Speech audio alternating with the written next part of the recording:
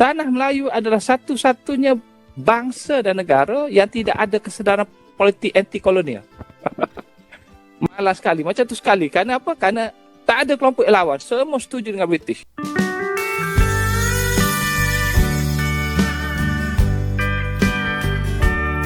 Assalamualaikum warahmatullahi wabarakatuh. Buat teman-teman yang klik video ini, seperti biasanya tak bosan-bosannya, saya harapkan teman-teman mudah-mudahan selalu dalam kondisi sehat walafiat. Amin ya robbal alamin. Baik, di kesempatan kali ini saya akan ajak teman-teman untuk melihat sebuah video dengan judul "Malu nggak ya? Ternyata ini penyebab Malaysia suka usik bahasa Indonesia." Satu video dari Trend Publika. Sebelum kita berkomentar, tentunya kita harus tahu dulu seperti apa ulasannya.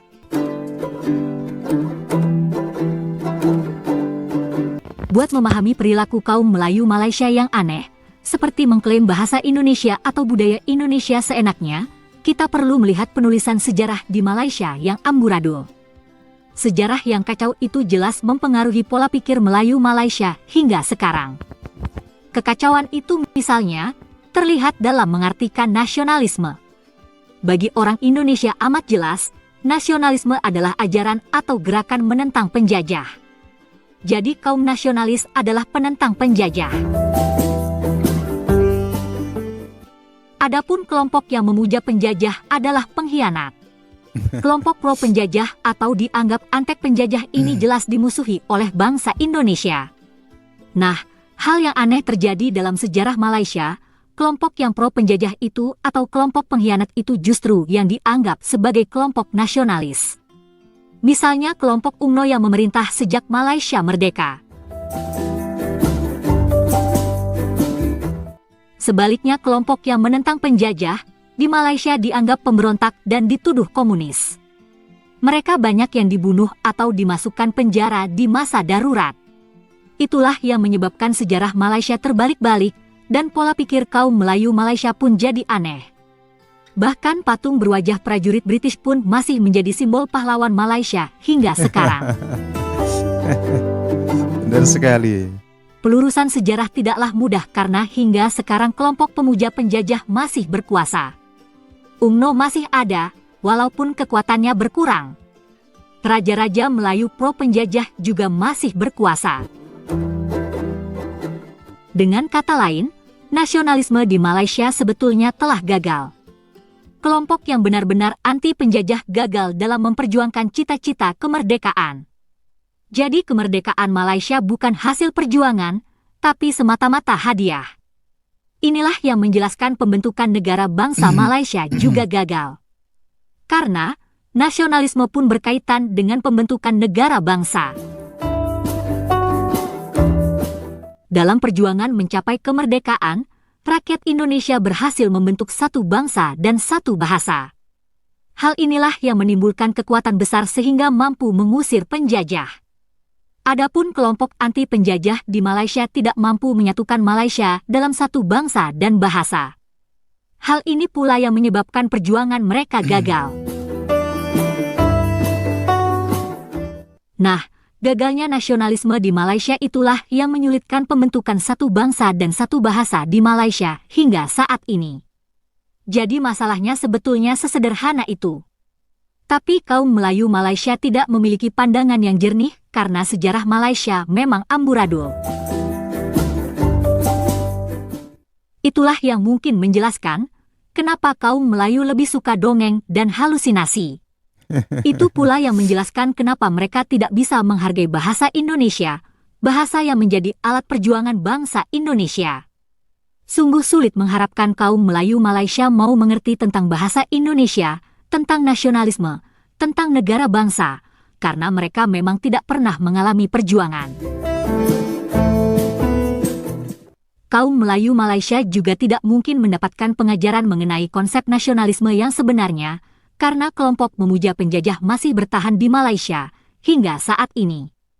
Itulah yang menyebabkan sejarah Malaysia tetap keruh, dan kaum Melayu Malaysia mudah dibawa ke alam dongeng, alam halusinasi, entah dongeng alam Melayu atau Melayu Islam. Malaysia sebagai negara bangsa telah gagal. dan rakyatnya kemudian disuguhi dongeng masa lalu setiap hari. Kaum Melayu Malaysia bermimpi jadi bangsa yang hebat dan besar. Tapi mereka lupa melihat realitas bahwa kaum Melayu Malaysia adalah kaum bukan pemberani, kaum yang gagal mengusir penjajah dan lebih suka memuja penjajah. Bagaimana bisa mereka mengaku bertamadun hebat, keturunan Nabi, jika mengusir penjajah pun tak mampu, bahkan menghapus judi kasino pun tak bernyali. Oke teman-teman ya, kemerdekaan hasil pemberian ataupun giveaway dengan kemerdekaan yang berdaulat, hasil perjuangan berdarah-darah itu memang beda sekali ya. Kita berbicara tentang kemerdekaan Indonesia dan Malaysia. Oke, jelas di Malaysia kemerdekaan ini melahirkan pemikiran-pemikiran para tokoh Malaysia yang terdoktrin dari pemikiran kolonial. Ini jelas ya, karena mereka menganggap bahwasanya Inggris tak pernah menjajah ataupun British tak pernah menjajah. Beda di Indonesia, ketika Inggris datang justru ada perlawanan yang sangat dahsyat. Hai guys, jumpa lagi. Kali ini kita akan membahas masalah nasionalisme di Malaysia. Konsep nasionalisme di Malaysia ternyata membingungkan. Hal itu terjadi karena penulisan sejarah Malaysia sebagian besar masih merujuk pada British. Ada video menarik mengenai hal ini. Yuk kita simak ya. Konsep nasionalisme ni. Dan bila bincang tentang nasionalisme Melayu, elemen dia sangat negatif. Apa dia elemen dia? Bahawa mereka ini yang menentang British itu adalah golongan-golongan yang penting diri, gila kuasa. Mereka ini bukan nasionalis. Nasionalis ni muncul hanya zaman UMNO saja. Kerana British kata itulah nasionalis. Dalam tulisan British dia ada sebut dia yang cipta nasionalisme dan contoh yang tulis oleh Landon contohnya. Dan banyaklah lepas merdeka ada British tulis lagi. Adalah tulisan-tulisan yang dikaitkan nasionalisme itu adalah ciptaan British melalui UMNO. Dia angkat kelompok perjuangan itu sebut bahawa dan dia menjelaskan SPF sangat menarik ya. Dia kata bahawa tengok UMNO tak menentang pun British. Kalau anda baca Mills, L.A. Mills dia sebut apa? Tanah Melayu adalah satu-satunya bangsa dan negara yang tidak ada kesedaran politik anti-kolonial.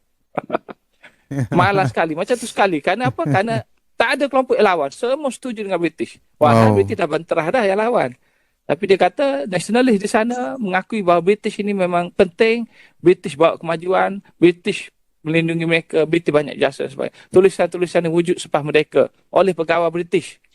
Rashidah patut kaji yang ni kerana apa? Kerana nak menunjukkan bahawa ini pandangan-pandangan yang akhirnya diterima oleh pegawai British. Banyak dah tulisan saya kaji pandangan-pandangan ni yang muncul. Termasuk L.L. Mills tu sendiri.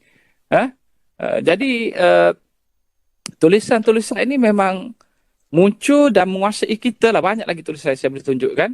Apa dia pandangan kita? Negatif sama seperti British.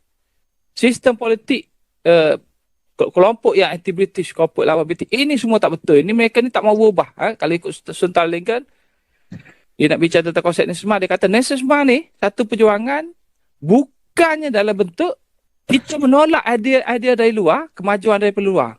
Dia cakap macam tu. Tetapi nasionalisme adalah satu sikap untuk merdeka walaupun terpaksa menerima idea dan kemajuan daripada luar. Maksudnya apa? Nasionalisme tidak semestinya menentang penjajah, dia boleh juga terima penjajah. Wow. Ini yang saya sangat tidak setuju. Apa bentuk nasionalisme? Dia mesti bersifat anti penjajah. Tak logik nasionalisme boleh menerima penjajahan dalam keadaan baik macam mana sekalipun. Itu pendirian saya. Berasaskan teori nasionalisme yang saya kaji. Kenapa saya kata macam tu? Kalau anda tengok mereka ni kaji, mereka kaji Hans Kohn, mereka kaji Shepherd, mereka kaji Carlton. Mereka ni kaji tulisan-tulisan yang banyak memuji penjajah, yang banyak mengangkat orang Eropah.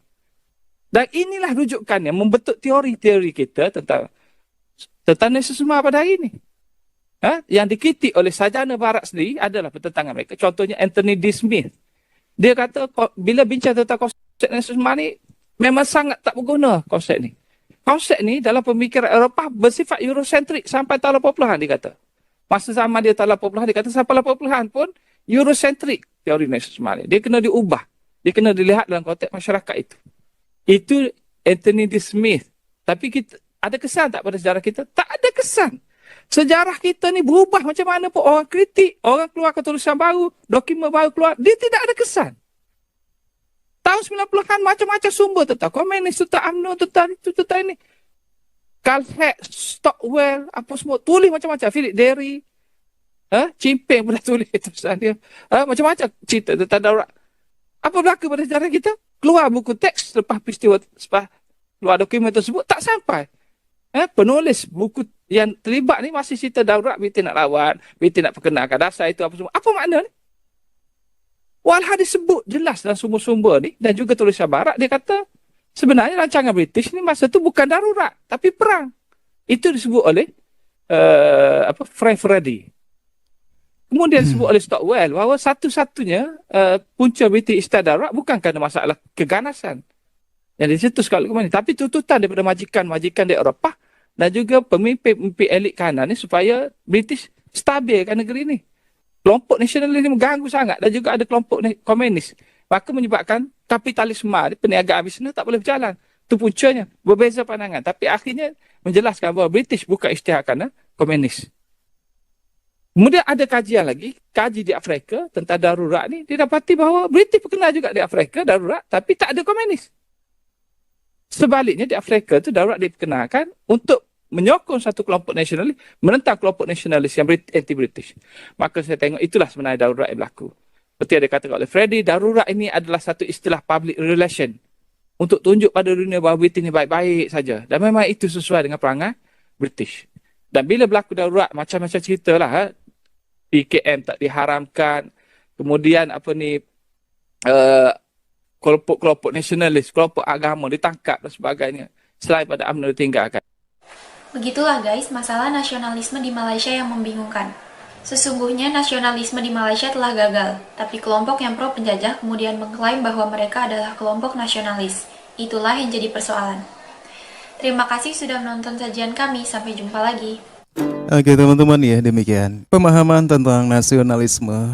Masih banyak sebagian orang di Malaysia yang menganggap nasionalisme itu walaupun kita harus tunduk dengan penjajah itu tidak. Inilah pengertian pemahaman yang sangat kacau dari sebagian orang-orang Malaysia. Kita tahu siapa sih Inggris, siapa sih British, semua pasti menganggap penjajah. Tidak ada kamusnya bahwasanya British itu bukan negara penjajah. Tetapi hal ini sangat dibuca-buca oleh sebagian orang Malaysia bahwasanya British itu bukan penjajah, British itu sebagai pelindung, penolong dan pemberi kemerdekaan.